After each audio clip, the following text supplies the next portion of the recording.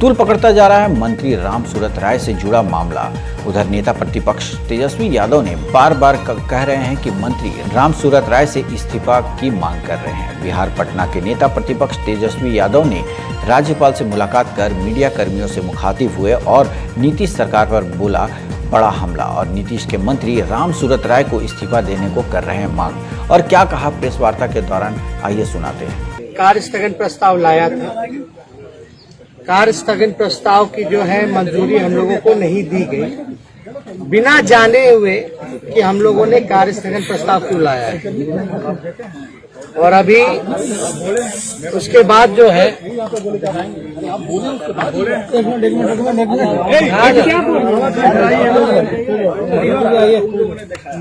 अच्छा चलो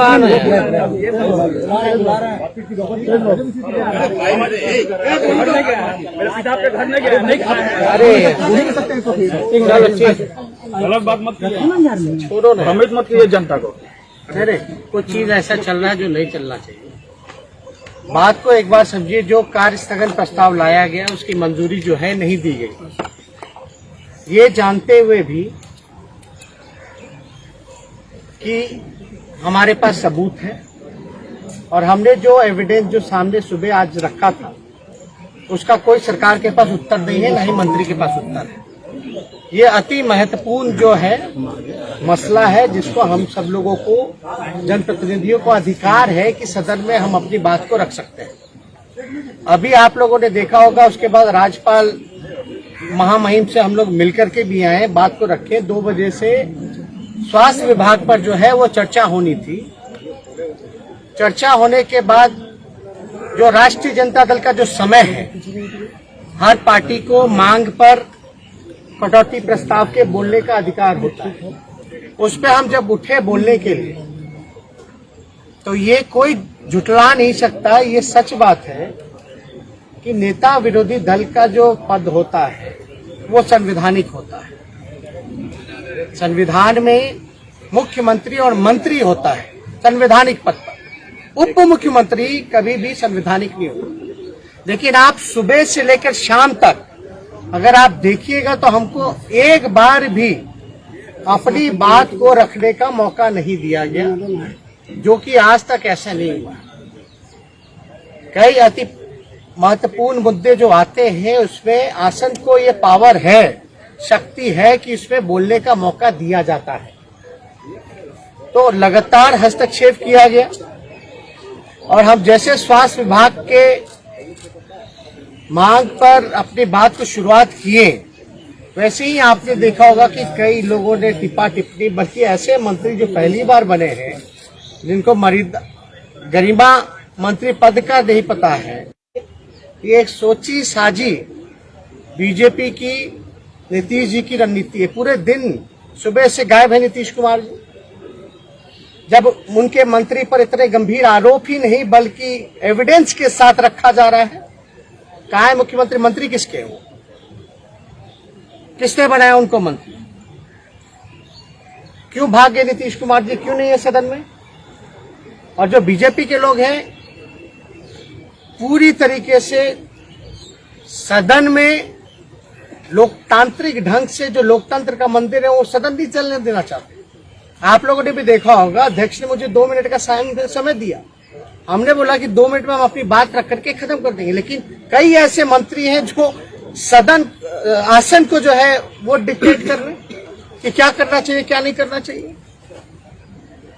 और हमने क्या शुरू की, हमने मांग पे जब बहस की, जब चर्चा शुरू हुई तो हमने शुरुआत ही ये कही कि भाई जैसे हमने शराब का जिक्र किया वैसे ही सब लोग उठ गए। हम क्या बोलने जा रहे थे कि शराब से शारीरिक, आर्थिक, सामाजिक नुकसान होता है, हेल्थ से जुड़ा हुआ भी मामला है। लेकिन एक शब्द के बाद हर शब्द जैसे हम बोल रहे हैं वैसे बीजेपी के लोग जो खड़े हो जा रहे हैं, जो मंत्री बने हैं उनको गरिमा का कोई पता नहीं, कुछ नहीं, वो भी खड़े हो जा रहे हैं। अरे ये मंत्री हैं कहाँ? इस्तीफा क्यों नहीं हो रहा? अब क्या चाहिए उनको? कौन सा एविडेंस चाहिए? हम बता रहे, ले भाई एविडेंस जो चाहिए वो ले। सरकार में दम है, चुनौती दे रहे थे ना मंत्री, आए चुनौती स्वीकार करें ना, कहां भागे हुए आए मुख्यमंत्री बहस कर ले। कई बार अति महत्वपूर्ण मुद्दे आते हैं तो बहस होती है, भले ही शेड्यूल हाउस का कुछ भी हो। जब ऐसे मसले होते हैं, हमने तो जाकर के स्पीकर से बोला कार्य मंत्रणा की बैठक बुलाइए, या ऑल पार्टी मीटिंग जो होना है मंडे को वो भी बुला दीजिए। एक बात नहीं हमारी रखी जा रही है। कार्य स्थगन प्रस्ताव के समय भी बिना सुने ही उसको कैंसिल कर दिया जा रहा है। तो हमारे पास ऑप्शन क्या बचता है? इसलिए हम लोग गए थे महामहिम से मिलने, हम लोग जाकर के कंप्लेन किए, और हमको जो अलॉटेड जो टाइम है उसमें भी बोलने नहीं दिया जा रहा। तो ये तो साफ तौर पे ये बीजेपी की एक स्ट्रैटेजी है, क्योंकि इनके जो मंत्री हैं बुरी तरीके से फंस चुके हैं और कोई चारा नहीं है कि ये बाहर निकल सके। उत्तर होगा तब ना बोलेंगे कि 2 दिन के बाद बैठक में क्या करेंगे? सबूत को नष्ट करेंगे। बालिका गृह में कहते थे ना, क्या हुआ बालिका गृह में? क्या हुआ सृजन घोटाले में? क्या हुआ था आपका जो ये शिक्षा मंत्री बना दिए थे मेवालाल वाले में? मुकेश सहनी में क्या हुआ? उनके भाई जाकर के उद्घाटन करे। क्या कार्रवाई हो रही है भाई? जवाब ढंग से नहीं मिल रहा। तो इसलिए हम लोग इस लोकतंत्र के मंदिर में हमारा अधिकार है कि जो उज्ज्वलंत मुद्दे हैं, उज्ज्वलंत तो होगा ही जब किसी मंत्री पर शराब बिक्री को लेकर के, तस्करी को लेकर के आरोप लग रहे हैं और सबूत दिया जा रहा है, तो इससे अति गंभीर मसला क्या हो सकता है?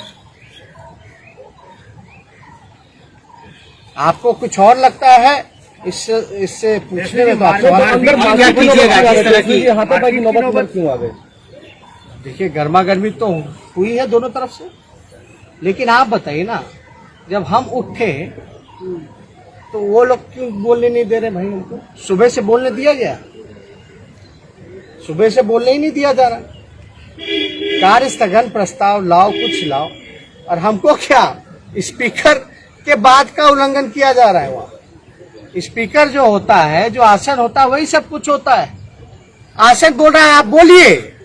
उधर से उप मुख्यमंत्री खड़ा होकर के बोलते हैं कि नहीं बोलेंगे। अरे उप मुख्यमंत्री का पद है क्या संवैधानिक? चुनौती देते हैं किसी के पास, दिखा दे कहीं संविधान में लिखा है उप मुख्यमंत्री का पद अगर संवैधानिक हो तो, और हमको झूठा ठहराया जा रहा है, बोल रहे कि नहीं उप मुख्यमंत्री पद का संवैधानिक होता है, गलत कर रहे हैं, गुमराह। बिना अज्ञानी लोगों को मंत्री बना दिया गया है। बिहार संभल नहीं रहा है, बिहार को इन लोगों ने बर्बाद कर दिया, चौपट कर दिया, बेरोजगार कर दिया, भूखमरी के कागाज पे है, महंगाई से मार, किसान तबाह, मजदूर तबाह, सरकारी कर्मचारी तबाह, स्वयं समूह तबाह, छात्र, नौजवान, महिला सुरक्षित नहीं। ये कहाँ है भाई नैतिकता की बात करने वाले मुख्यमंत्री? कहाँ थे पूरे दिन? आप समझ जाइए कितने गंभीर है शराबबंदी को लेकर के। नहीं, इस मुद्दे को सदन चलेगा। जिस तरह से गतिरोध उत्पन्न हुआ है और आज जो घटना घटी है, लगता है कि अब सदन चल पाएगा? अरे आप हमको सदन में बोलने का मौका कहाँ दे रहे हैं लोग? ऐसा कभी हुआ है कि अपोजिशन के लीडर को गिड़गिड़ाना पड़ रहा है कि दे दीजिए मौका, दे दीजिए, बोलने दीजिए? कभी देखे हैं क्या? ये जो लोग विपक्ष, बीजेपी के लोग हैं, वो लोग भी विपक्ष में रहे हैं। हम लोग भी पहली बार मंत्री बने थे, लेकिन हम लोग जो जवाब देते थे, वो लोग भी हंगामा करते थे, लेकिन हम लोगों की बात को रखने नहीं दिया जा रहा।